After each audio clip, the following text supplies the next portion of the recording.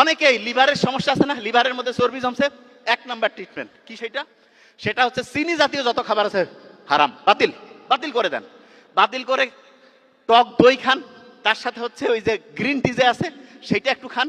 এবং একটা জিনিস বলে রাখি, গাছের যে ন্যাচারাল যে মধু সেইটার যে বৈশিষ্ট্য, কেনা মধুর ওই বৈশিষ্ট্য হবে না।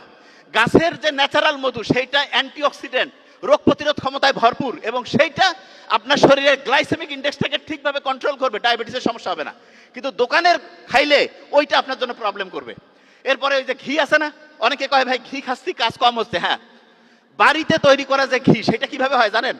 দুধ থেকে দই, দই থেকে মাখন, মাখন থেকে ঘি, এটা বাড়িতে বানানো। আর কোম্পানি যখন বানায় তখন সরাসরি ক্রিমটা উঠাই নিয়ে সেখান থেকে দই করে।